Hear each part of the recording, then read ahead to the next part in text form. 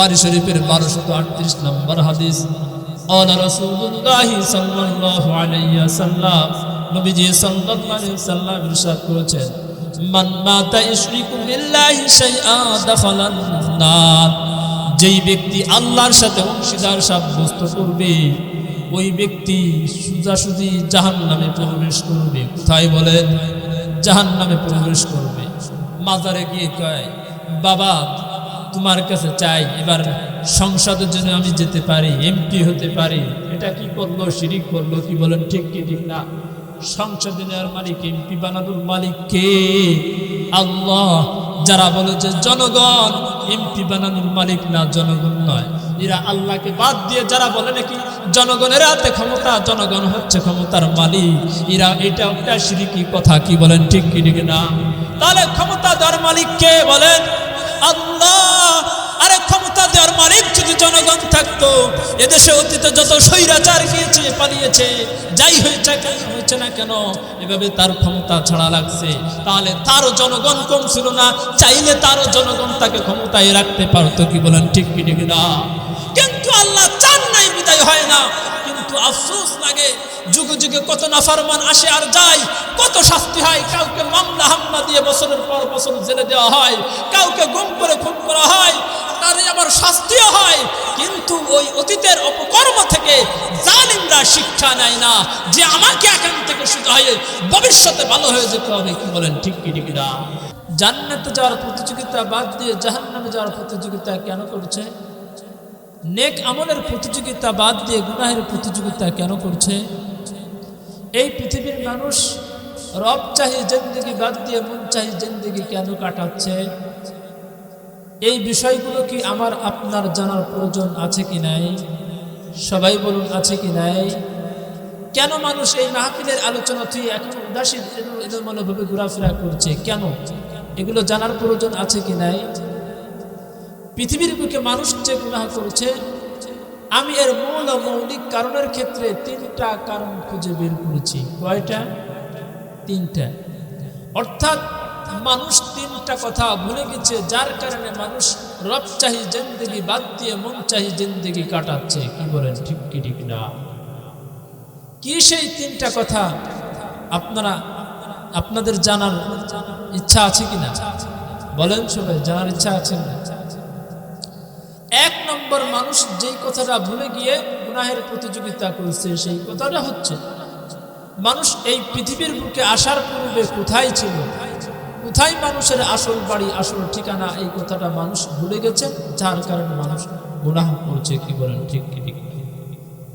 Number 2, আমি আপনি যেই জগতে ছিলাম, ওই জগৎ থেকে দুনিয়া নামক জগতে কেন এসেছি, আসার মূল কারণটা কি, মানুষ এই কথাটা ভুলে গেছে, যার কারণে মানুষ জান্নাতে যাওয়ার প্রতিযোগিতা বাদ দিয়ে জাহান্নামে যাওয়ার প্রতিযোগিতা করছে। কি বলেন? ঠিক কি ঠিক? নাম্বার 3, মানুষ কেন রব চাহি জিন্দেগি বাদ দিয়ে মন চাহি জিন্দেগি কাটাচ্ছে? 3 নাম্বার যেই কথাটা ভুলে গেছে, সেই কথাটা হচ্ছে মানুষ যেই পৃথিবী নামক রঙ্গমঞ্চে রঙ্গ তামাশা করার পর মানুষকে একদিন এই পৃথিবী থেকে হারিয়ে যেতে হবে ভয়ঙ্কর মৃত্যুর মাধ্যমে।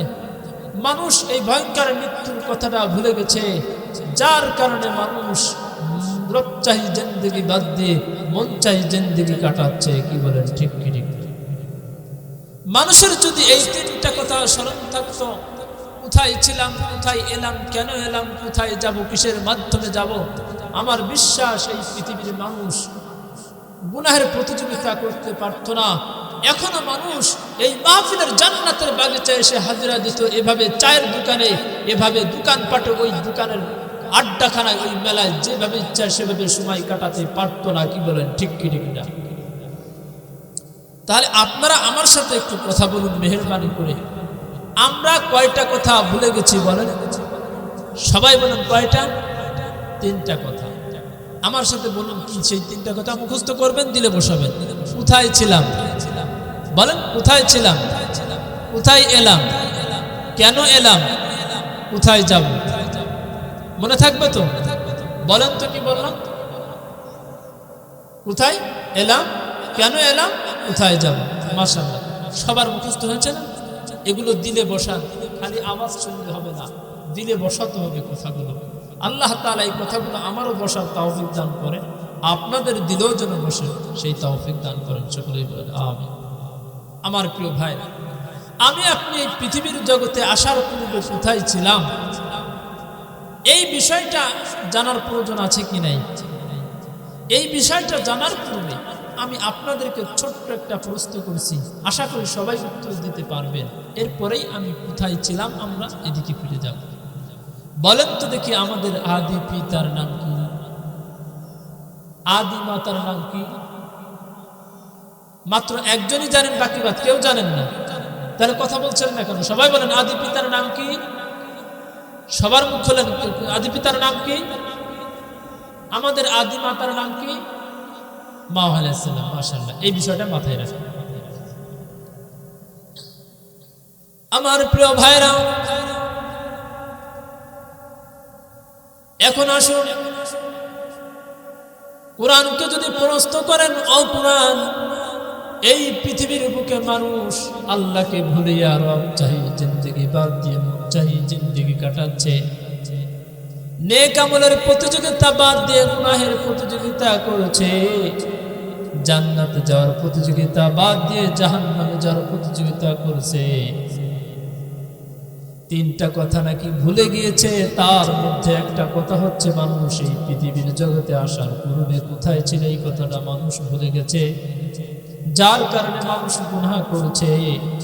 মানুষ এই পৃথিবীর বুকে আসার পূর্বে কোথায় ছিল? কোরআন, তোমার কাছে এ সম্পর্কে কোনো তথ্য আছে নাকি? কোনো দলিল আছে নাকি? এবার কুরআনুল কারীম সূরা বাকারার 35 নম্বর আয়াতে উত্তর দেয়, হ্যাঁ আছে। তাহলে শোনো, আল্লাহ রাব্বুল আলামিন যখন তোমাদের আদি পিতা আদি মাতা উভয়কে যখন সৃজন করলেন, সৃষ্টি করলেন, আমার আপনার পিতা মাতা উভয়কে সৃষ্টি করার পর কোথায় রেখেছিলেন বলুন তো দেখি? জান্নাতে রেখেছিলেন। কোথায়? জান্নাতের দলিল এই সূরা বাকারার 35 নম্বর আয়াত। আল্লাহ রাব্বুল আলামিন বলেন, কুল্লা ইয়া আদাম উসকুন আনতা ওয়া যাওজুকাল জান্নাহ। আমি আল্লাহ রাব্বুল আলামিন বললাম, হে আদম, তুমি এবং তোমার স্ত্রী উভয় জান্নাতে বসবাস করো।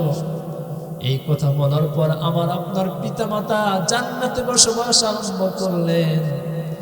এই হিসেবে পৃথিবীর কেউ যদি আমাকে আপনাকে প্রশ্ন করে, বলো তো দেখি তোমার বাবা মার আসল বাড়ি আসল ঠিকানা কোথায়, আমি আপনি নির্দ্বিধায় বলে দিতে পারি, আমার আপনার আদি পিতা আদি মাতা বাবা মার আসল বাড়ি আসল ঠিকানা হলো ওই জান্নাত। সুবহানাল্লাহ, আর একটু জোরে বলুন সুবহানাল্লাহ। তাহলে আমার আপনার বাবা মার আসল বাড়ি কোথায় বলুন? জান্নাতে। আর এই কথাটা আমরা সকলে জানি, বাবা মা যেই সম্পত্তির, যেই বাড়ির, যেই গাড়ির মালিক হয়, উত্তরাধিকার সূত্রে সন্তানরা কিন্তু ওই সম্পত্তির মালিক হয়। কি বলেন, ঠিক কি ঠিক না? এই সবাই কথা বলেন, ঠিক কি ঠিক না? আজকে আমি আপনি যেই বাড়িতে বসবাস করছি, এই বাড়ির মালিক কি আমি আপনি ছিলাম বলুন?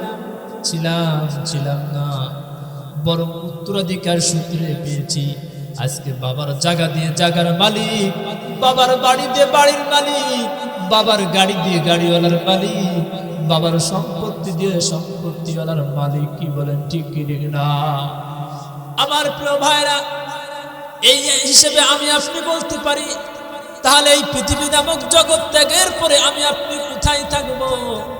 আল্লাহ রাব্বুল আলামিন বলেন, এই জগৎ ত্যাগের পরে উত্তরাধিকার সূত্রে, আবার ওই পিতামাতার উত্তরাধিকার সূত্রে যদি তোমরা আদর্শ সন্তান হতে পারো, তাহলে দুনিয়ার জগৎ ত্যাগের পরে ওই যে তোমার বাবা মা যেই বাড়ির মালিক ছিল, আমি আল্লাহ রাব্বুল আলামিন ওর সূত্রে তোমাদেরকে ওই জান্নাত নামক বাড়ির মালিক বানাবো। সুবহানাল্লাহ। দলিল সূরা যুখরুফের 72 নম্বর আয়াতে আল্লাহ রাব্বুল আলামিন বলেন, ওয়াতিলকাল জান্নাতুল্লাতী উরিসতুমুহা বিমা কুনতুম তা'মালুন।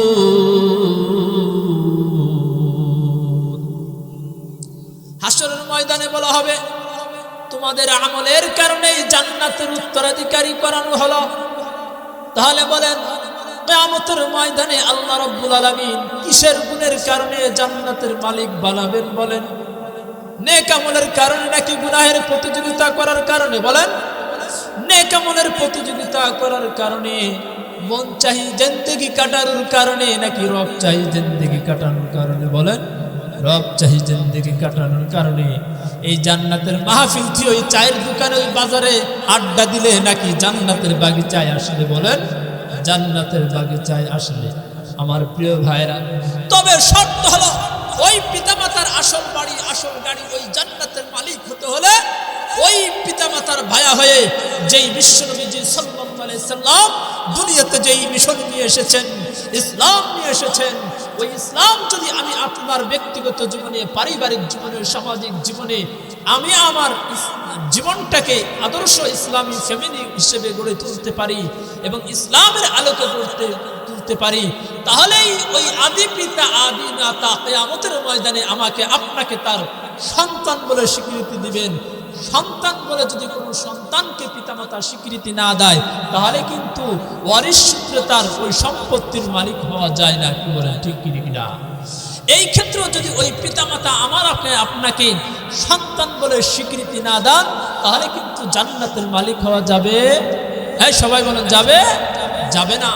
আবার কোনো সন্তানও যদি পিতামাতাকে অস্বীকার করে, না সে আমার পিতামাতা না, বা পিতামাতার আদর্শ যদি সে গ্রহণ না করে তাহলে কিন্তু সম্পত্তির উত্তরাধিকারী হওয়া যায় না, কোনো দিক থেকেই হওয়া যায় না। দলিল বুখারী শরীফের ৭২৮০ নম্বর হাদিস। عن أبي هريرة رضي الله تعالى عنه قال হযরত আবু হুরায়রা রাদিয়াল্লাহু আনহু থেকে বর্ণিত, তিনি বলেন قال رسول الله صلى الله عليه وسلم নবীজি সাল্লাল্লাহু আলাইহি ওয়াসাল্লাম ইরশাদ করেছেন কুল্লু উম্মতি ইয়াদখুলুনাল জান্নাতা ইল্লা মান আবা। আমার প্রতিটা উম্মতি জান্নাতে যাবে, তবে আবা ব্যতীত, অস্বীকারী ব্যতীত। ক্বালু ইয়া রাসূলুল্লাহ মান আবা। সাহাবায়ে কিরাম প্রশ্ন করল, ইয়া রাসূলুল্লাহ মান আবা, অস্বীকারী আবার কে? ক্বালা, নবীজি সাল্লাল্লাহু আলাইহি ওয়াসাল্লাম ইরশাদ করলেন মান আতাআনি দাখালাল জান্নাহ। যেই ব্যক্তি আমি নবীর আনুগত্য করবে সে জান্নাতে প্রবেশ করবে। সুবহানাল্লাহ। ওয়া মান আসানি ফাকাদ আবা। আর যেই ব্যক্তি আমার উম্মতের মধ্যে যেই উম্মত আমি নবীর নাফরমানি করবে, অর্থাৎ আমি যে আদর্শ নিয়ে এসেছি, ইসলাম নিয়ে আগমন করেছি, ওই ইসলামকে ব্যক্তিগত জীবনে, পারিবারিক জীবনে, সামাজিক জীবনে, রাজনৈতিক জীবনে, রাষ্ট্রীয় জীবনে, আন্তর্জাতিক জীবনে কোন ক্ষেত্রেই মানবে না, ওই ব্যক্তি হচ্ছে অস্বীকারী। আর প্রত্যেক অস্বীকারী নাফরমানের ঠিকানা হচ্ছে ওই জাহান্নাম। নাউজুবিল্লাহ। আমার প্রিয় ভাইরা, তাহলে এই সংক্ষিপ্ত আলোচনার মাধ্যমে কি বুঝলাম? আমার আপনার আদি পিতা আদি মাতা বাবা মার আসল বাড়ি আসল ঠিকানা কোথায়? বলেন জান্নাত। আমরা যেহেতু তাদের সন্তান, ওয়ারিশ সূত্র এই জান্নাতের মালিক হতে হলে দুনিয়াতে গুনাহের প্রতিযোগিতা করতে হবে নাকি নেক আমলের প্রতিযোগিতা করতে হবে? বলুন। নেক আমলের প্রতিযোগিতা। তাহলে আমি আপনি রব চাহি জিন্দেগি কাটাবো নাকি মন চাহি জিন্দেগি? বলেন। রব চাহি জিন্দেগি কাটাবো। আমি আপনি এই জান্নাত বাগিচার মাহফিলের আলোচনা থুয়ে রেখে ওই দোকানপাটে যেভাবে ইচ্ছা সেভাবে সময় নষ্ট করব, নাকি আলোচনা শুনে আমি আমার জীবনকে গড়বো? বলেন। আমি আমার জীবনকে গড়বো। আল্লাহ তাআলা আজকের এই মাহফিলকে কবুল ও মঞ্জুর করেন, সকলেই বলুন আমিন। আমার প্রিয় ভাইরা, এখন কেউ প্রশ্ন করতে পারেন, হুজুর আমরা যে জান্নাতে ছিলাম সাথে এটার দলিল কি? আল্লাহ রাব্বুল আলামিন তো আমার বাবা মা দুইজনকে জান্নাতে রেখেছিলেন, কিন্তু আমরা কিভাবে জান্নাতে ছিলাম এটা তো বুঝে আসলো না। প্রশ্ন জাগে না ভাগে? বলেন, প্রশ্ন জাগে কি জাগে না? আল্লাহ রাব্বুল আলামিন যখন আমার আপনার পিতামাতা উভয়কে যখন জান্নাত থেকে নামিয়ে দিলেন, কিসের কারণে ইতিহাস আমরা সবাই জানি। আমার পিতামাতা উভয়কে সৃজন করার পরে রেখেছিলেন জান্নাতে, বলেছিলেন তুমি যা ইচ্ছা তাই করো, জান্নাতে যা ইচ্ছা তাই খাও, আনন্দ ফুর্তি করো, তবে একটা নির্দিষ্ট গাছ দেখাই দিয়ে বলেছিলেন ওয়ালা তাকরাবা হাযিহিশ শাজারা, তোমরা উভয় এই গাছের নিকটবর্তী হও না, বলেছিলেন কিনা? যাই হোক, যখন এই গাছের নিকটবর্তী হলেন তখন আল্লাহ রাব্বুল আলামিন তাদেরকে জান্নাতের যেই পোশাক পরিধান করাইছিলেন অটোভাবে সেই পোশাকটা খসে পড়ে গিয়েছিল। কি বলেন, ঠিক কি ঠিক না? যখন পোশাকটা খসে পড়ে গেল তখন আল্লাহ রাব্বুল আলামিন কি বলেছিলেন? সূরা বাকারার 38 নম্বর আয়াতে উত্তর দেয়, তাহলে শোনো, উল্লাহবিতু মিনহা জামিআ। আমি আল্লাহ রাব্বুল আলামিন বললাম তোমরা জান্নাত থেকে সবাই নেমে পড়ো। ভালো করে খেয়াল করেন, ছিলেন মাত্র দুইজন। কয়জন? আমার আপনার পিতামাতা দুইজন, কিন্তু এখানে আল্লাহ তাআলা চাইলে ভেবে বলতে পারতেন দ্বিবচন শব্দ ব্যবহার করে, ও আদম ও হাওয়া তোমরা স্বামী স্ত্রী দুইজন জান্নাত থেকে নেমে পড়ো। কিভাবে বলতে পারতেন না? অবশ্যই পারতেন, কিন্তু এভাবে বলেন নাই, বরং আল্লাহ তাআলা তাসনিয়া শব্দ ব্যবহার না করে বহুবচন শব্দ ব্যবহার করেছেন দ্বিবচনের শব্দের পরিবর্তে। উল্লাহবিতু মিনহা জামিআ, তোমরা সবাই জান্নাত থেকে নেমে পড়ো, মানে আমি আপনি যে ওই পিতামাতার সন্তান তাদের ঔরসে ছিলাম, এই কথাটা বোঝানোর জন্য আল্লাহ তাআলা বললেন, ও আদম তোমরা স্বামী স্ত্রী সহ তোমার সন্তানরা সহ কিয়ামত পর্যন্ত যত সন্তান দুনিয়াতে আসবে জান্নাত থেকে তোমরা নেমে পড়ো। সুবহানাল্লাহ। তাহলে ছিলাম কোথায় বলেন? জান্নাতে। আসলাম কোথায়? দুনিয়াতে। কেন? এই কেনর একটা অংশের উত্তর আল্লাহ তাআলা দিচ্ছেন এই আয়াতের দ্বিতীয় অংশে। আল্লাহ তাআলা বলেন, فَإِمَّا يَأْتِيَنَّكُم مِّنِّي هُدًى فَمَن تَبِعَ هُدَايَا। যাবা দুনিয়াতে কেন? আমি রবের পক্ষ থেকে তোমাদের কাছে হিদায়াত যাবে। বলেন কি যাবে? সবাই বলেন কি যাবে? হিদায়াত যাবে। হিদায়াত কি? এক কথায় আল্লাহর হুকুম আদেশ নিষেধ। কি বলেন, ঠিক কি ঠিক না? ফামানিত্তাবা হুদায়া, যেই ব্যক্তি আমি আল্লাহর ওই হিদায়াতের বাণী অনুসরণ করবে, ফালা খাউফুন আলাইহিম ওয়ালা হুম ইয়াহজানুন।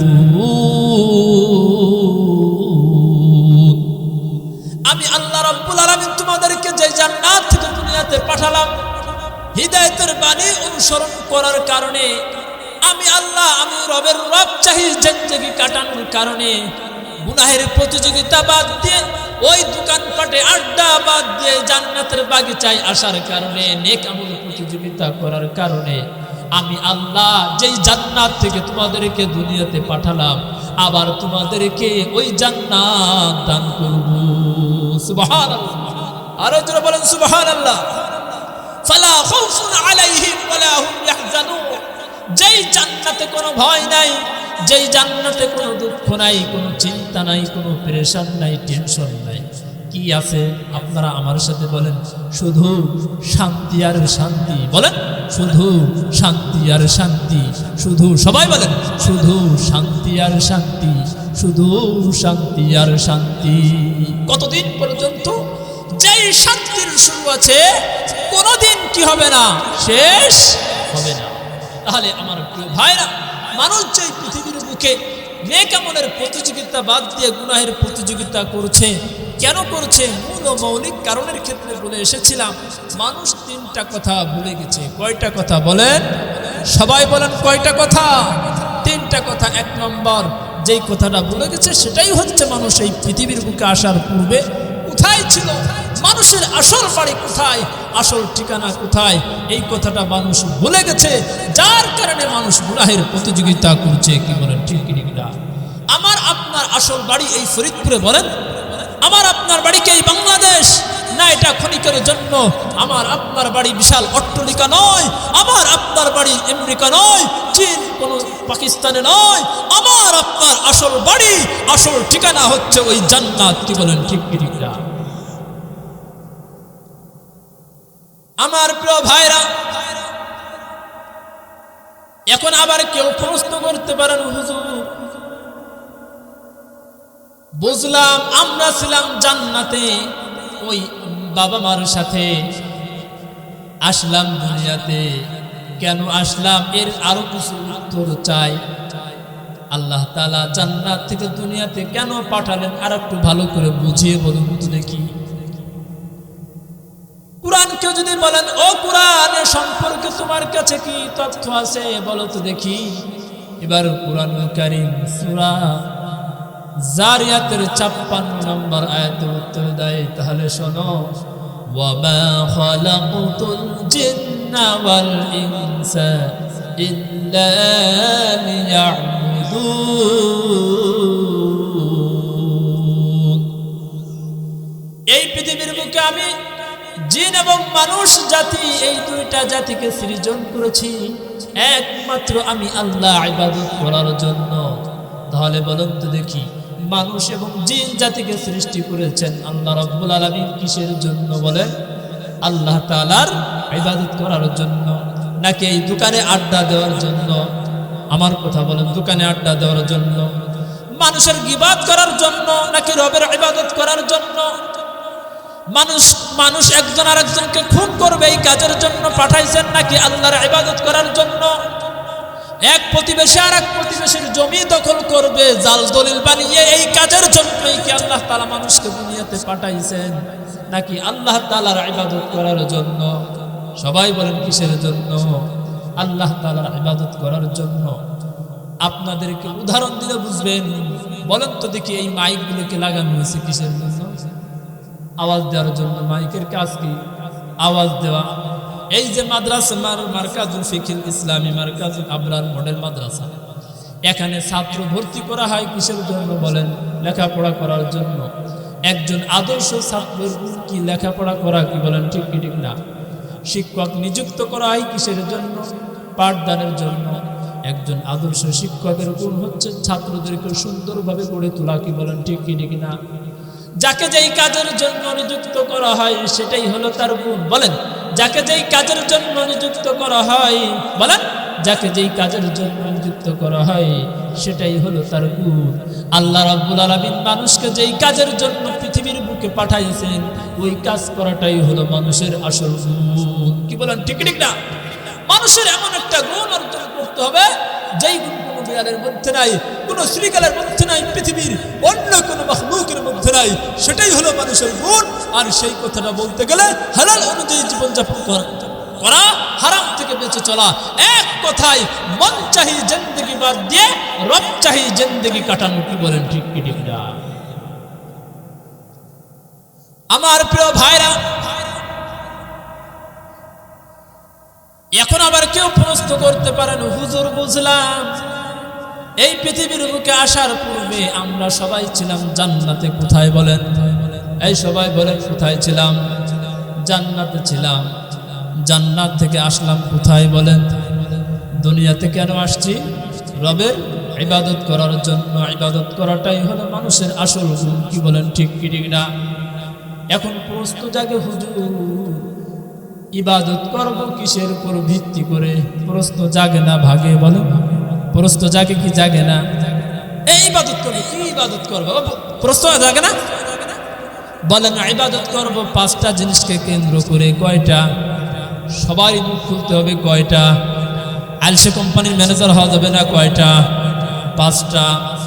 দলিল বুখারী শরীফের 8 নম্বর হাদিস, মুসলিম শরীফের 120 নম্বর হাদিসের মধ্যে আসছে, عن ابن عمر رضي الله تعالى عنهما قال, হযরত ইবনে উমর রাদিয়াল্লাহু আনহুমা থেকে বর্ণিত, তিনি বলেন, قال رسول الله صلى الله عليه وسلم, নবীজি সাল্লাল্লাহু আলাইহি ওয়াসাল্লাম ইরশাদ করেছেন, বুনিয়াল ইসলাম আলা খামস, ইসলামের ভিত্তি হচ্ছে 5টা জিনিসের উপর। কয়টা? সবাই বলেন কয়টা? 1 নম্বর শাহাদাতি আল্লাহ ইলাহা ইল্লাল্লাহ, এই কথার স্বীকারোক্তি প্রদান করা আল্লাহ ছাড়া কোনো ইলাহ নাই। কি বলেন? আল্লাহ ছাড়া কোনো ইলাহ আছে? আল্লাহ ছাড়া কোনো রব আছে? আমাদের আসমানের মালিক কে? জমিনের মালিক কে? আমাদের হায়াতের মালিক কে? মৌতের মালিক কে? অসুস্থ হলে সুস্থ করার মালিক কে? আমাদের ব্যবসায় উন্নতি দেওয়ার মালিক কে? সন্তান দেওয়ার মালিক কে? কিন্তু যারা শাহাদাতে আল্লাহ ইলাহা ইল্লাল্লাহ এ কথার স্বীকারোক্তি প্রদান করে না, মুখে করলে আবার অন্তরে সন্তান চাই কোনো বাবার দরবারে গিয়ে, কি বলেন ঠিক কি ঠিক না? ব্যবসার উন্নতি চাই কোনো ভণ্ড বাবার দরবারে গিয়ে, কোনো মানুষের কাছে বললো লা ইলাহা ইল্লাল্লাহ মানি না, কি বলেন ঠিক কি ঠিক না? আল্লাহর সাথে শিরিক করলো। যারা আল্লাহকে বাদ দিয়ে বাবার কাছে সন্তান চায়, কোন পীরের কাছে সন্তান চাই, কোন গাছের কাছে সন্তান চাই, কোন মাজারে গিয়ে সন্তান চাই, এটাই হচ্ছে শিরিক। শিরিক কাকে বলে? যেই গুণ আল্লাহর ওই গুণটা কোন মানুষের সাথে সাব্যস্ত করা, কি বলেন ঠিক কি ঠিক না? আল্লাহ রাব্বুল আলামিন যারা নাকি আল্লাহর সাথে শিরিক করে তাদেরকে লক্ষ্য করে বলেন, সূরা নিসার 116 নম্বর আয়াতে আল্লাহ তাআলা বলেন, ইন্নাল্লাহা লা ইয়াগফিরু আন ইউশরাকা বিহি ওয়া ইয়াগফিরু মা দুনা যালিকা লিমান ইয়াশা। নিশ্চয় আল্লাহ রাব্বুল আলামিন তার বান্দার ওই ব্যক্তিকে ক্ষমা করবেন না যারা নাকি আল্লাহর সাথে অংশীদার সাব্যস্ত করে শিরিক করে। হ্যাঁ, শিরিকের গুনাহ ব্যতীত বান্দার যত নিম্ন পর্যায়ের গুনাহ হোক না কেন, চাইলে আল্লাহ রাব্বুল আলামিন বান্দাকে ক্ষমা করে দিতে পারেন। যেমন ধরেন এক ব্যক্তি, এক যুবক 40 বছর পার হয়ে গেছে, কোনোদিন নামাজ পড়ে নাই, আজকের এই মাহফিল থেকে হিদায়াত পেয়ে গেছে, অন্তরে ধাক্কা লাগছে বুঝে আসতে, রাতের গভীরে গিয়ে 12টার পরে 2 রাকাত নামাজ পড়ে 2 হাত আল্লাহর দিকে তুলে এভাবে আল্লাহর কাছে কাকুতি মিনতি করছে, ওগো আল্লাহ, জীবন থেকে 40টা বছর পার হয়ে গেল, কোনদিন তোমাকে সিজদা দেই নাই, তোমার মানে নাই। আল্লাহ, কত মানুষের কত খুশি করেছি, কত গুনাহ করেছি, কত নাফরমানি করেছি, এত নাফরমানি করা সত্ত্বেও আল্লাহ তুমি আমার রিজিক বন্ধ করো নাই, এত নাফরমানি করা সত্ত্বেও তুমি আমার রক্ত চলাচল বন্ধ করো নাই, এত নাফরমানি করা সত্ত্বেও তুমি আমার হার্টকে ভালো রেখেছো, তুমি আমার কিডনিকে ভালো রেখেছো, আমি যুবককে তুমি সুস্থ রেখেছো। ওগো আল্লাহ, আজ থেকে আমি তওবা করেছি, আর কোনোদিন কোনো মেয়ের ইজ্জত নষ্ট করবো না, আর কোনোদিন নামাজ ছাড়বো না। আল্লাহ, তুমি আমাকে মাফ করে দাও। আল্লাহ রাব্বুল আলামিন বলেন, চাইলে আমি আমার এই বান্দাকে মাফ করে দিতে পারি। সুবহানাল্লাহ। কিন্তু যেই ব্যক্তি, যেই বান্দা আমার সাথে অংশীদার সাব্যস্ত করবে, এই মুশরিককে আমি আল্লাহ তাআলা ক্ষমা করব না। তাহলে আমরা সন্তান চাইবো কার কাছে বলেন? পীরের কাছে নাকি আল্লাহর কাছে? ব্যবসার উন্নতি চাইবো কার কাছে? মেয়ের বিবাহ না হলে কোনো ভণ্ড বাবার কাছে চাইবো নাকি আল্লাহর কাছে চাইবো? আল্লাহর কাছে চাইবো। বুখারী শরীফের 1238 নম্বর হাদিস, আলা রাসূলুল্লাহি সাল্লাল্লাহু আলাইহি ওয়াসাল্লাম, নবীজি সাল্লাল্লাহু আলাইহি ওয়াসাল্লাম ইরশাদ করেছেন, মান মাতা ইশরিকু বিল্লাহি শাইআ দাখালান নার। যেই ব্যক্তি আল্লাহর সাথে অংশীদার সাব্যস্ত করবে, ওই ব্যক্তি সোজাসুজি জাহান্নামে প্রবেশ করবে। কোথায় বলেন? জাহান্নামে প্রবেশ করবে। মাজারে গিয়ে কয়, বাবা তোমার কাছে চাই, এবার সংসদের জন্য আমি যেতে পারি, এমপি হতে পারি। এটা কি করলো? শিরিক করলো। কি বলেন ঠিক কি ঠিক না? সংসদে নেওয়ার মালিক, এমপি বানানোর মালিক কে? আল্লাহ। যারা বলে যে জনগণ এমপি বানানোর মালিক না, জনগণ নয়, এরা আল্লাহকে বাদ দিয়ে যারা বলে নাকি জনগণের হাতে ক্ষমতা, জনগণ হচ্ছে ক্ষমতার মালিক, এরা এটা একটা শিরকি কথা। কি বলেন ঠিক কি ঠিক না? তাহলে ক্ষমতা দেওয়ার মালিক কে বলেন? আল্লাহ। আরে ক্ষমতা দেওয়ার মালিক যদি জনগণ থাকতো, এদেশে অতীতে যত স্বৈরাচার গিয়েছে, পালিয়েছে, যাই হয়েছে না কেন, এভাবে তার ক্ষমতা ছাড়া লাগছে, তাহলে তারও জনগণ কম ছিল না, চাইলে তারও জনগণ তাকে ক্ষমতায় রাখতে পারতো। কি বলেন ঠিক কি ঠিক না? কিন্তু আল্লাহ চান নাই, বিদায় হয় না। কিন্তু আফসোস লাগে, যুগে যুগে কত নাফরমান আসে আর যায়, কত শাস্তি হয়। কাউকে মামলা হামলা দিয়ে বছরের পর বছর জেলে দেওয়া হয়, কাউকে গুম করে খুন করা হয়, তারই আবার শাস্তিও হয়। কিন্তু ওই অতীতের অপকর্ম থেকে জালিমরা শিক্ষা নেয় না যে আমাকে এখান থেকে শুধু হয় ভবিষ্যতে ভালো হয়ে যেতে হবে। কি বলেন ঠিক কি ঠিক না? যদি শিক্ষা নিত তাহলে আমার দেশে কোনো দুর্নীতিবাজ থাকতো না। কি বলেন ঠিক কি ঠিক না? দেশের টাকা বিদেশে পাচার হইতো না, এভাবে মানুষ কাউকে খুন করতে পারতো না, গুম করতে পারতো না, যদি ইনসাফপূর্ণ রাষ্ট্র এবং প্রশাসন ব্যবস্থা আমার দেশে থাকতো। কি বলেন ঠিক কি ঠিক না? হে আল্লাহ, তুমি আমার দেশকে একটা ইনসাফপূর্ণ রাষ্ট্র প্রতিষ্ঠা হতে পারে এরকম অভিভাবক তুমি আমাদের জন্য তৈরি করে দাও। সকলে বলেন আমিন। আমার প্রিয় ভাইরা, তাহলে বলতেছিলাম মানুষ গুনাহের প্রতিযোগিতা করছে। কয়টা কথা ভুলে গিয়ে বলেন? 3টা কথা। 1 নম্বরে যেই কথাটা ভুলে গেছে, এই পৃথিবীর বুকে আসার পূর্বে কোথায় ছিলাম মনে আছে? বলেন আমরা কোথায় ছিলাম? জান্নাতে ছিলাম। এই কথাটা মানুষ ভুলে গেছে, যার কারণে মানুষ গুনাহ করেছে। কি বলেন ঠিক কি ঠিক না? 2 নাম্বার, ওই জান্নাত থেকে দুনিয়াতে আল্লাহ রাব্বুল আলামিন কেন পাঠালেন, এই কথাটা মানুষ ভুলে গেছে, যার কারণে মানুষ রব চাহি জিন্দেগি বাদ দিয়ে মন চাহি জিন্দেগি কাটাচ্ছে। কি বলেন ঠিক কি ঠিক না? আসছি কেন? রবের ইবাদত করার জন্য। বলেন ইবাদত হবে কয়টা জিনিসের উপর?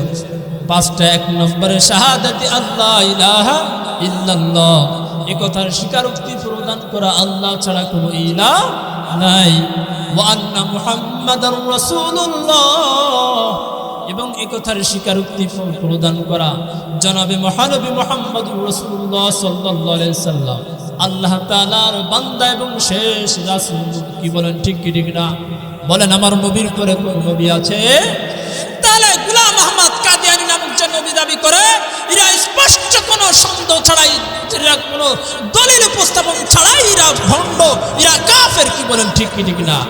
যারা তাদেরকে কাফের বলে স্বীকার করবে না, বা তারা কাফের কি কাফের না, এ ব্যাপারে যারা সন্দেহ পোষণ করবে, এই সন্দেহ পোষণকারীরাই কাফের। কি বলেন ঠিক কি ঠিক না? আমার প্রিয় ভাইরা, অচিরেই আমার দেশে এমন কোন অভিভাবক তৈরি করে দিক, আল্লাহ তারা আমাদের জন্য নিযুক্ত করে দিক, যেই অভিভাবক স্পষ্ট সংসদে ঘোষণা করবে কাদিয়ানীরা কাফের, কাদিয়ানীরা কাফের। কি বলেন ঠিক কি ঠিক না? আমার প্রিয় ভাইরা, 2 নম্বর ইবাদত হবে ওয়া ইকামিস সালাহ, নামাজ কায়েম করা। বলেন 2 নম্বর ইবাদত কি? সবাই বলেন কি? নামাজ কয় ওয়াক্ত? নাকি শুধু শুক্রবার থেকে শুক্রবার, প্রতি জুমাবার? বরং 5 ওয়াক্ত। আবু দাউদ শরীফের 864 নম্বর হাদিসের মধ্যে আসছে, কিয়ামতের ময়দানে সর্বপ্রথম নামাজের হিসাব হবে। বলেন কিসের হিসাব হবে? আন আব্দুল্লাহ ইবনে কুরত রাদিয়াল্লাহু আনহু, হযরত আব্দুল্লাহ ইবনে কুরত রাদিয়াল্লাহু আনহু থেকে বর্ণিত, তিনি বলেন ক্বালা রাসূলুল্লাহ সাল্লাল্লাহু আলাইহি ওয়াসাল্লাম, নবীজি সাল্লাল্লাহু আলাইহি ওয়াসাল্লাম ইরশাদ করেছেন কি, আউয়ালু মা ইউহাসাবু বিহিল আবদু ইয়াওমাল কিয়ামাতিস সালাহ, কিয়ামতের দিন সর্বপ্রথম নামাজের হিসাব হবে। বলেন কিসের হিসাব হবে? সবাই বলেন কিসের হিসাব হবে? নামাজের হিসাব হবে। ফাইন সলুহা সলুহা সাইরু আমালিহি, যেই ব্যক্তির নামাজের হিসাব সংশোধন হয়ে যাবে, ঠিক থাকবে, তার অন্যান্য হিসাব অন্যান্য আমলে ঠিক থাকবে। কি বলেন ঠিক কি ঠিক না? ওয়াইন ফাসাদাত ফাসাদা সাইরু আমালিহি, যেই ব্যক্তির নামাজ নষ্ট, মানে নামাজে ধরা খেয়ে যাবে, নামাজের ত্রুটি, সে অন্যান্য আমলে ধরা খেয়ে যাবে। কি বলেন ঠিক কি ঠিক না? আমার প্রিয় ভাইরা, তাহলে নামাজ কয় ওয়াক্ত বলেন? 5 ওয়াক্ত নামাজ। ওয়া ইকামিস সালাহ, নামাজ কায়েম করতে বলেছে। ভালো করে খেয়াল করেন, কায়েম কাকে বলে? একটা উদাহরণ দিয়ে বুঝাই। কায়েম বলা হয়, এই কথা বলতে, কায়েম কাকে বলে?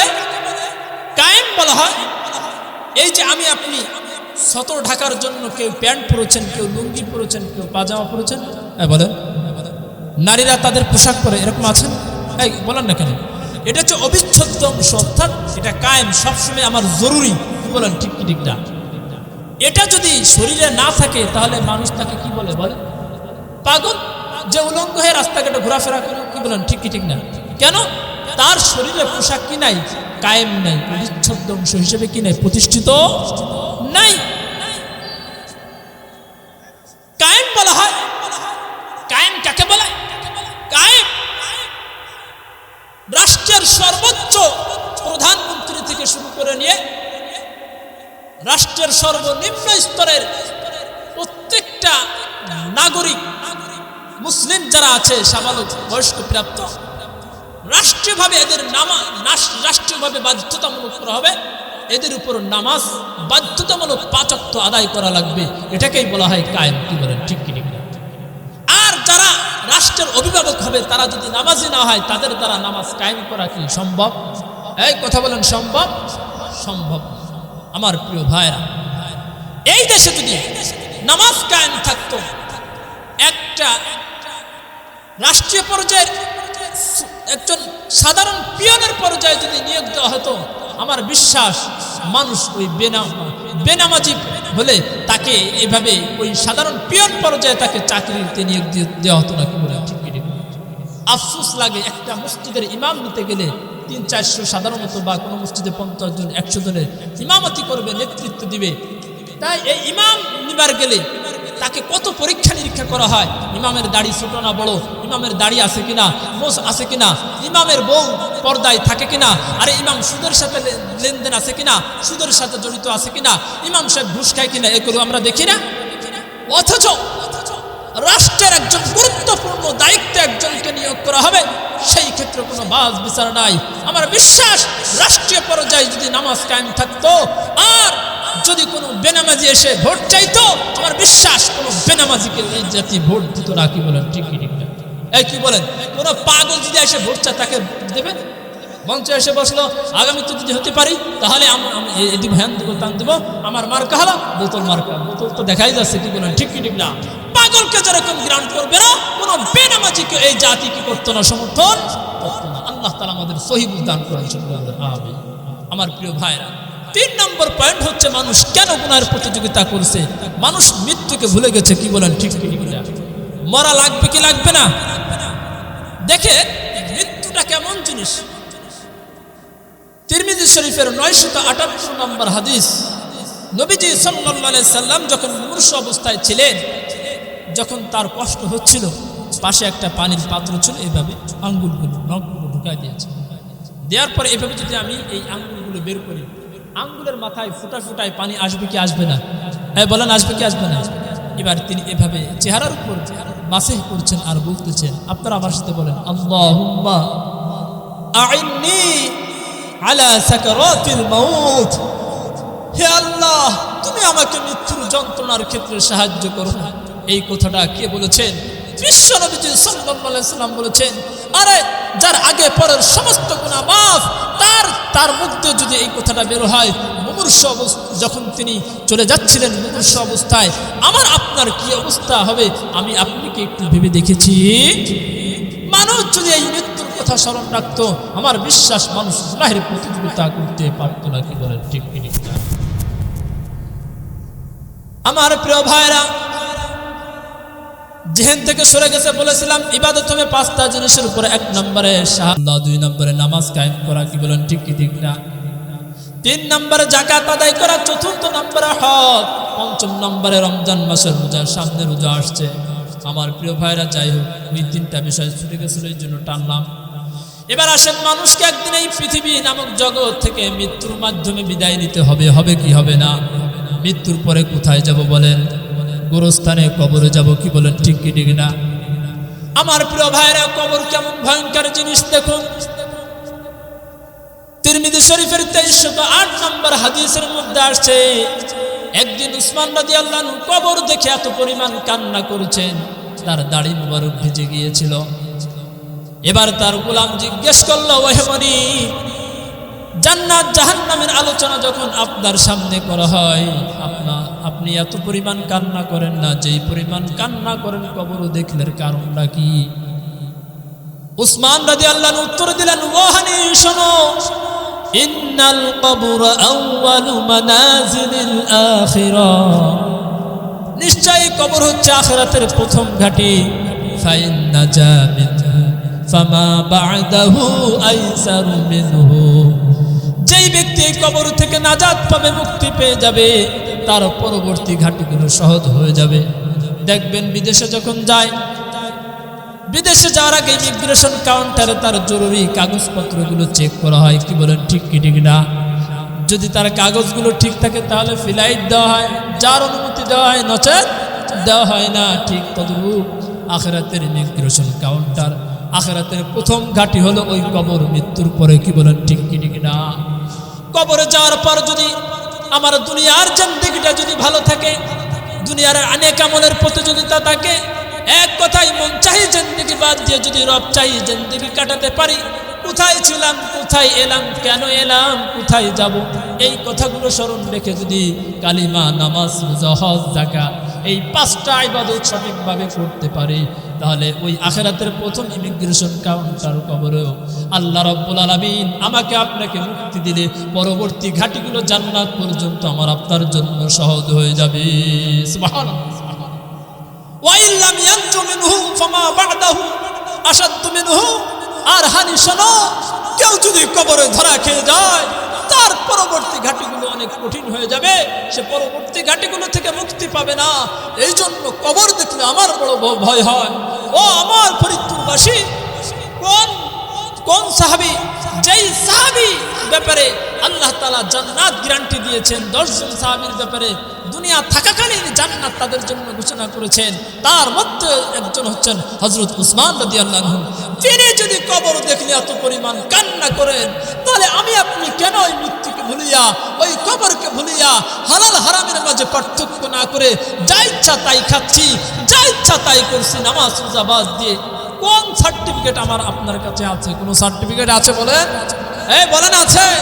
তাহলে কেন এখনো অলসতার চাদর পরিয়ে, কেন এখনো দূরে সরে আছি আমি ইসলামের এই সুমধুর বাণী থেকে? আমার প্রিয় ভাইরা, কুরআনকে যদি প্রশ্ন করেন, ও কুরআন, মৃত্যু সম্পর্কে তোমার কাছে আর কি তথ্য আছে, কি দলিল আছে বলো তো দেখি।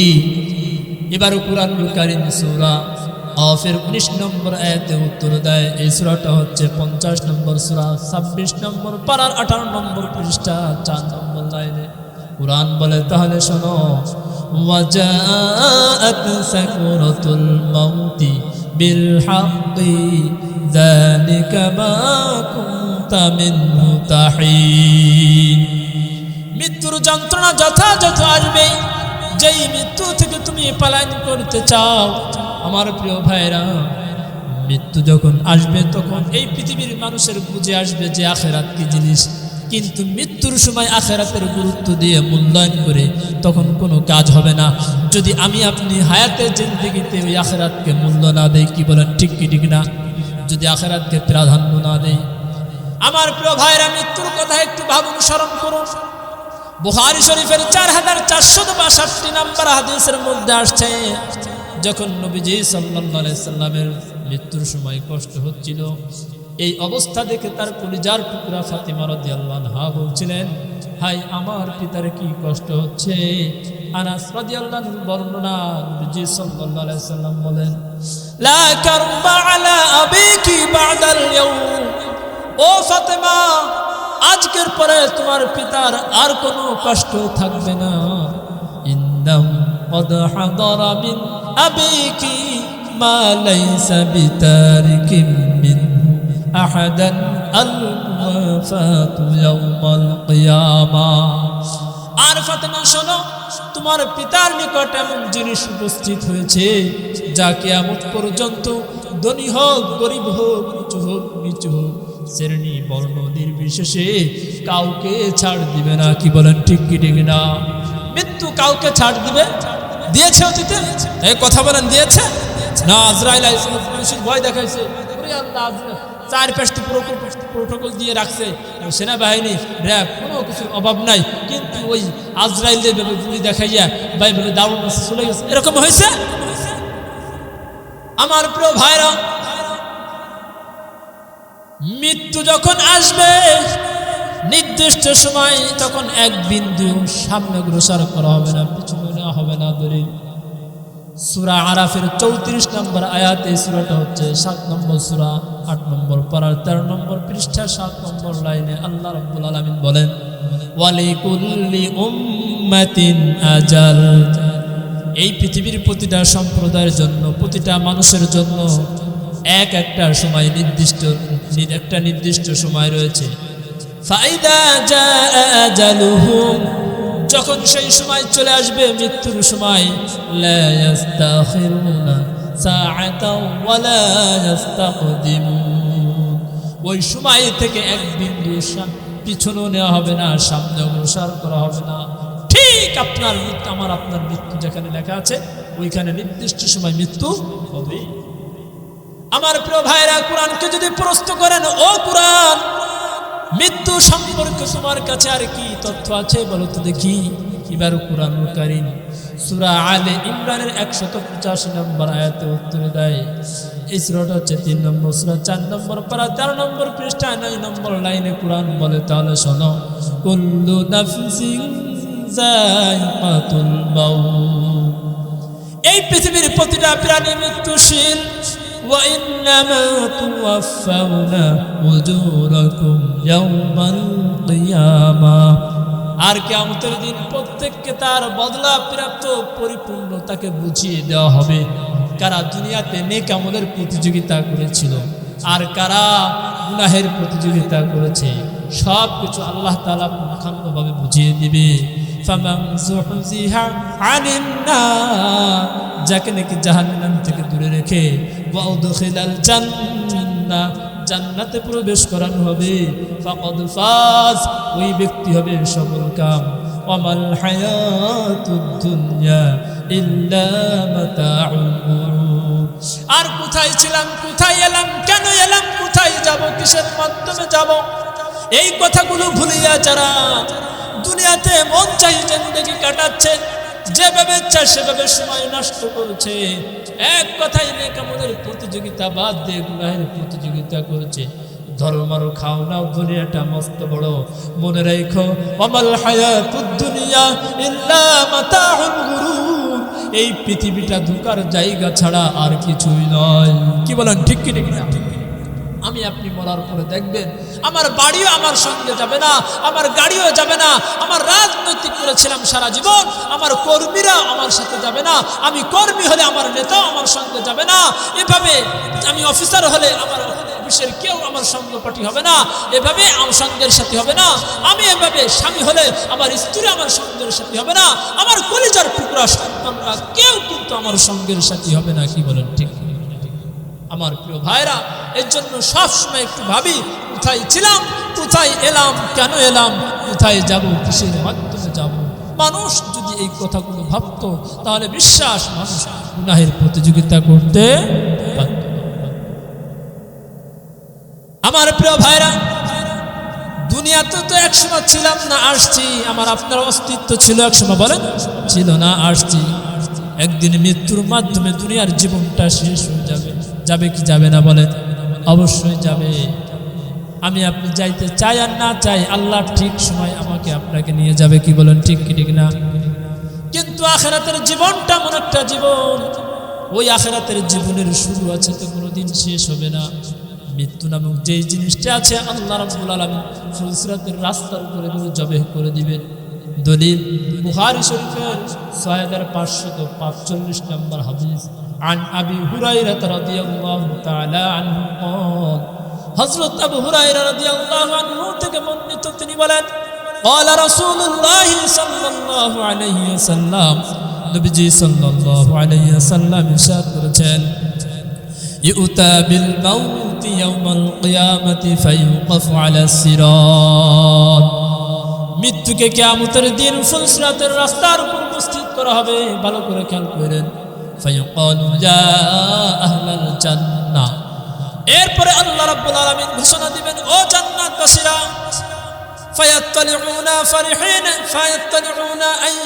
ফায়াত্তালিউনা, এবার তারা ভয়ে ভীত সন্ত্রস্ত হয়ে আল্লাহর দিকে তাকাবে। আইয়ুখরাজু মিন মাকানিহিমুল্লাযী হুম ফীহি, আল্লাহ বুঝি আমাদেরকে সুখের শান্তির ঠিকানা এই জান্নাত থেকে বের করে আবার কোনো কষ্টের স্থানে নিয়ে যান কিনা, এই ভয়ে তারা ভীত সন্ত্রস্ত হয়ে আল্লাহর ডাকে সাড়া দিতে তাকাবে। যখন জান্নাতীরা আল্লাহর দিকে রুজু হবে, তাকাবে, তখন আল্লাহ রাব্বুল আলামিন জাহান্নামীদেরকে লক্ষ্য করে বলবেন, ফায়াকুলু ইয়া আহলান নার, ও জান্নাতবাসীরা, ফায়াত্তালিউনা মুস্তাবশিরিনা ফারিহিনা আইয়ুখরাজু মিন মাকানিহিমুল্লাযী হুম ফীহি, এবার জাহান্নামবাসীরা আনন্দে উৎফুল্ল হয়ে উদ্বেলিত হয়ে আল্লাহর দিকে তাকাবে।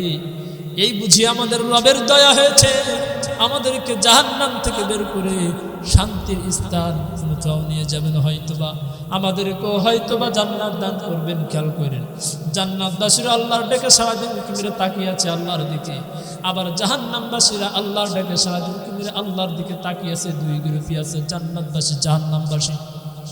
এবার আল্লাহ রাব্বুল আলামিন মৃত্যু নামক যেই জিনিসটা আছে, একটা প্রাণীর আকৃতি করে, ওই যে বলেছিলাম ফুলসিরাতের রাস্তার উপর উপস্থিত করবে। এবার আল্লাহ রাব্বুল আলামিন বলেন, ফায়াকুলু হাল তা'রিফুনা হাযা, ও জান্নাতবাসী, ও জাহান্নামবাসীরা, এই ফুলসিরাতের রাস্তার উপর একটা প্রাণীর মতো কি যেন দেখা যায়, এটা কি তোমরা জানো? এটা কি? মানে প্রশ্ন করবেন। ক্বালু না'আম, এবার জান্নাতবাসী জাহান্নামবাসী উভয় দলই উত্তর দিবে, হ্যাঁ আল্লাহ, আমি জানি, আমরা জানি। হাজাল মাউত, এটা হচ্ছে মৃত্যু নামক যেই জিনিসটা আছে, সেই মৃত্যু। এবার হাদিসের মধ্যে আসছে, নবীজি সাল্লাল্লাহু আলাইহি ওয়াসাল্লাম বলেন, ফায়ুমারু বিহি ফায়ুযবাহু আলা সিরাত, ওই মৃত্যু নামক যেই জিনিসটা আছে ফুলসিরাতের রাস্তার উপর এইভাবে মৃত্যু নামক ওই জিনিসটাকে খতম করে দেওয়া হবে, জবেহ করে দেওয়া হবে। যখন জবেহ করে দেওয়া হবে, এবারে আল্লাহ রাব্বুল আলামিন ঘোষণা করবেন, ফায়ুকালু লিল ফারিকাইনি কিলাহুমা খুলুদুন ফিমা তাজিদুনা লা মাউতা ফীহি আবাদা। এবার আল্লাহ রাব্বুল আলামিন জান্নাতবাসীদেরকে লক্ষ্য করে বলবেন, ও জান্নাতবাসীরা, তোমরা চিরস্থায়ীভাবে এই জান্নাতে বসবাস করতে থাকো। এই জান্নাতে আর কোনোদিন মৃত্যু তোমাদেরকে পাকড়াও করবে না। মৃত্যু নামক যেই জিনিসটা আছে আমি খতম করে দিলাম, শেষ করে দিলাম। এবার জাহান্নামবাসীদেরকে আল্লাহ তাআলা বলবেন, ও জাহান্নামবাসীরা, তোমরা জাহান্নামে অনন্তকাল এই জাহান্নামের শাস্তি ভোগ করতে থাকো। তোমাদের এই জাহান্নামে আর কোনোদিন মৃত্যু হবে না। মৃত্যু নামক যেই জিনিসটা আছে আমি আজকে খতম করে দিলাম, তোমাদের সামনে আমি জবেহ করে দিলাম। জান্নাতবাসীরা চিরস্থায়ী জান্নাতি, ও জাহান্নামবাসীরা তোমরা চিরস্থায়ী জাহান্নামবাসী।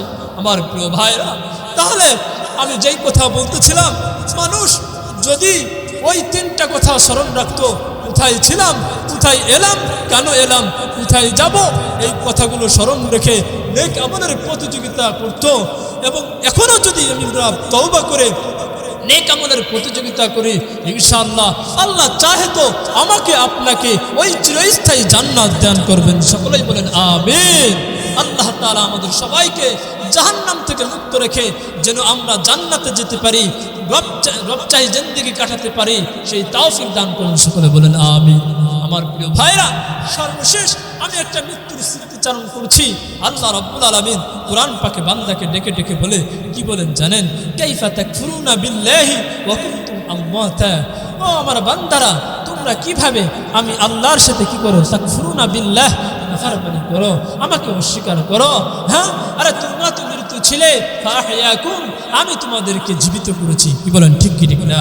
হাল আতা আলাল ইনসানি হিনুম মিনাদ দাহরি লাম ইয়াকুন শাইআন মাযকুরা, তোমার উপর এমন একটা যুগ, এমন একটা সময় অতিবাহিত হয়েছে, আব্দুল রহিম, আব্দুল করিম নামক তুমি উল্লেখযোগ্য কোনো বান্দা, তোমাকে কেউ চিনত না, কেউ জানতো না। কি বলেন, ঠিক কি ঠিক না? আমার প্রিয় ভাইরা, আল্লাহ তাআলা জীবিত করলেন, সুম্মা ইমিতুকুম, আবার মৃত্যু দিবেন। ওই যে বলেছিলাম, কোথায় ছিলাম? জান্নাতে ছিলাম। আসলাম কোথায়? দুনিয়াতে। কেন? রবের ইবাদত করার জন্য। এই দুনিয়ার রঙ্গ তামাশা থেকে আমাকে আপনাকে মৃত্যুর মাধ্যমে বিদায় করবেন। কি বলেন, ঠিক কি ঠিক না? সুম্মা ইউহয়িকুম, আবার জীবিত করবেন, আবার আল্লাহর কাছে দণ্ডায়মান করবেন। তবে কথা হলো যেভাবে আসছে দুনিয়াতে ঠিক ওইভাবেই দুনিয়া থেকে যেতে হবে। কি বলেন ঠিক কি ঠিক না? যখন আসছিলাম তখন কিন্তু আমার আপনার মুখে কোনো দাঁত ছিল না। কি বলেন ছিল? আমি আপনি বসতে পারতাম না, দাঁড়াতে পারতাম না। আল্লাহ তাআলা দয়া মায়া করে মুখে দাঁত দিলেন, বসার শক্তি দিলেন, দাঁড়ানোর সুযোগ দিলেন, হাঁটতে পারি, দৌড়াতে পারি। এভাবে হাঁটি হাঁটি পা পা করে যৌবন বয়সে যখন উপনীত হলাম, লেখাপড়া করার পালা, লেখাপড়া শেষ হয়ে গেল। এখন আমি আমার কর্মস্থান হিসেবে বিদেশকে চয়ন করে নিলাম। বিদেশে যাওয়ার পর আরে আমি এত টকবুকে যুবক, কেমন যেন শক্ত লোহাকে হজম করে ফেলতে পারি। কি বলেন ঠিক কি ঠিক না? এই তো একজন যুবকের মনের অবস্থাটা। যদি এরকম না হতো তাহলে আমার বিশ্বাস এক যুবক উসমান হাদি নামক আর এক যুবককে গুলি করে হত্যা করতে পারতো না। কি বলেন ঠিক কি ঠিক না?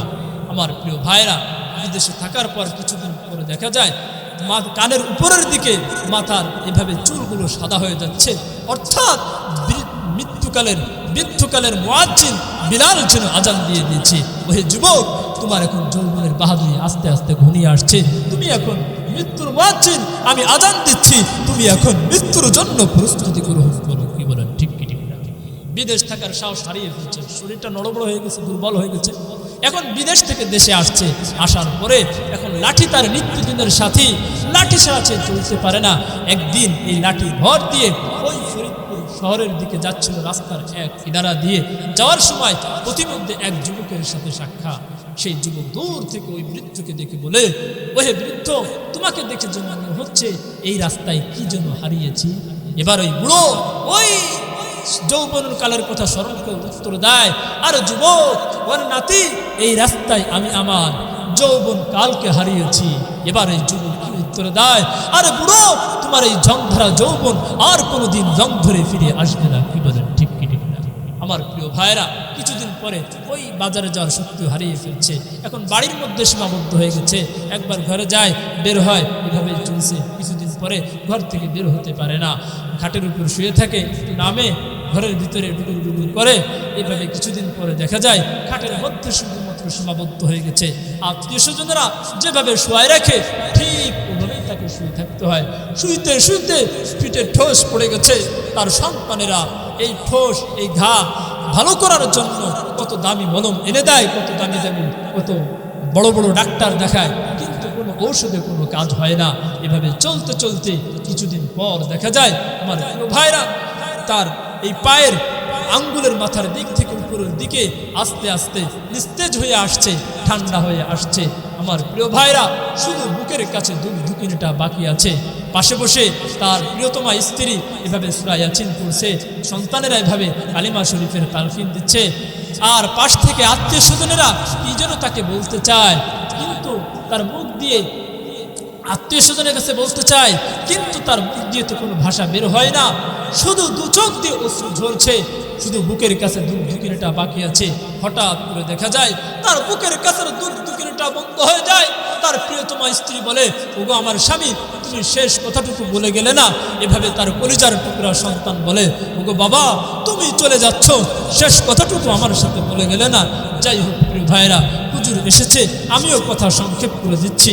আমার প্রিয় ভাইরা, যখন মরণ হয়ে গেল, গোসলের পরে সাদা 3 টুকরা কাফনের কাপড়ের ভিতরে ঢুকাই দেওয়া হলো। কি বলেন ঠিক কি ঠিক না? কাপড়ের ভিতর ঢুকানোর পর মাথার কাছে একটা বাঁধন দেওয়া হয় কি হয় না? আর মাঝখানে একটা বাঁধন দেওয়া হয় কি হয় না? পায়ের কাছে একটা বাঁধন দেওয়া হয় কি হয় না? মাথার কাছের বাঁধন যেন বলে, কিরে এই ব্রেন দিয়ে কতই না খেলা খেলেছিস, এই ব্রেন দিয়ে কতজনের জমি অন্যায়ভাবে জাল দলিল বানিয়ে ভোগ দখল করেছিস, কতজনকে গুম করেছিস, খুন করেছিস, তোর এই ব্রেনের বাহাদুরি কোথায়? তোর সব শক্তি শেষ। এবার হাতের কাছের বাঁধন যেন বলে, কিরে এই হাত দিয়ে কতজনের ক্ষতি করেছিস, তোর হাতের শক্তি শেষ। পায়ের কাছের বাঁধন বলে, এই পা দিয়ে দৌড়াইয়ে কতজনকে না মারার জন্য গেছিলি, কত অন্যায় করেছিস, তোর পায়ের শক্তি শেষ। এখন আর কোনো মস্তানি, আর কোনো বাহাদুরি চলবে না। আমার প্রিয় ভাইরা, এখন তাকে নিয়ে যাওয়া হলো কোথায়? কবর স্থানে। কোন স্থানে? যেখানে একাকী থাকতে হবে। এবার কবর স্থানে দেখবেন অধিকাংশ সময় পায়ের কাছে একজন নামে, মাঝখানে একজন, মাথার কাছে একজন। কি বলেন ঠিক কি ঠিক না?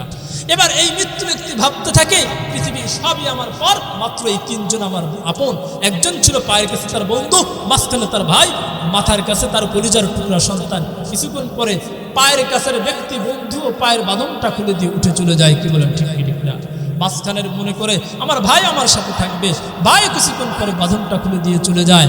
এবার মাথার কাছের বাঁধনটা খুলে দিয়ে এভাবে মাথার কাছের সন্তানও শেষ দেখাটুকু সন্তানকে দেখে বাবার চেহারায় হাত বুলায়, বাবা তুমি আমার জন্য সব করেছো, এভাবে আমি তোমার জন্য কিছুই করতে পারি নাই, বাবা তুমি আমাকে মাফ করে দিও, তোমার সাথে দেখা হবে কাল হাসরের ময়দানে। ওই পরিজার টুকরা সন্তানও কিন্তু চলে যায়। এবার বাসার সামানা দিয়ে টনকে টন মনকে মন মাটি চাপা বুকের উপর নিয়ে মৃত্যু ব্যক্তিকেই থাকতে হয়। যারা চলে গেছে ওই দিনটা শুধু তাদের নয়, বরং আমার আপনার সবারই, ধনী হোক রাজা হোক প্রজা হোক, সবারই কিন্তু আসবে। কি বলেন ঠিক করে? এই জন্য প্রিয় ভাইরা, কোথায় ছিলাম বলেন? কোথায় ছিলাম আমরা? জান্নাতে ছিলাম। আসলাম কোথায়? দুনিয়াতে। কেন? রবের ইবাদত করার জন্য। যাব কোথায়? প্রথমে মৃত্যুর মাধ্যমে কবরে। কবরে যাওয়ার পর কোথায় উঠবো? হাসরের ময়দানে। হাসরের ময়দানে সাক্ষী হবে 4 প্রকার। শুধু সাক্ষীগুলোর নাম বলে যাচ্ছি, কোরআনের অনুবাদ বলতে পারবো না। 1 নম্বর সাক্ষী হবে জমিন, দলিল সূরা জিলজালের 4 নম্বর আয়াত। 2 নম্বর সাক্ষী হবে অঙ্গ প্রত্যঙ্গ, দলিল সূরা ইয়াসিনের 65 নম্বর আয়াত। 3 নম্বর সাক্ষী হবে সম্মানিত লেখকবৃন্দ ফেরেশতাগণ, দলিল ইনফিতারের 11 থেকে 14 নম্বর আয়াত। 4 নম্বর দলিল হবে স্বয়ং আমল নামাটাই, কাকে খুন করেছিলাম, কাকে গুম করেছিলাম, কার ইজ্জত নষ্ট করেছি, কার জমি অন্যায়ভাবে দখল করেছি, কার নামাজ পড়ি নাই, এভাবে যাই কিছু করে না কেন, যদি রব চাহি জিন্দেগি বাদ দিয়ে মন চাহি জিন্দেগি কাটাই, যেই গুনাহটা করেছি ভালো করি আর মন্দ করি, স্বয়ং ওই আমলটাই আল্লাহ রাব্বুল আলামিন আমার আপনার সামনে পেশ করাবেন। আল্লাহ তাআলা এই কথাগুলো স্মরণ রেখে কোথায় ছিলাম, কোথায় এলাম, কেন এলাম, কোথায় যাব, এই কথাগুলো স্মরণ রেখে বেশি বেশি নেক আমলের প্রতিযোগিতা করতে পারি সেই তৌফিক দান করেন। সকলে বলেন আমিন।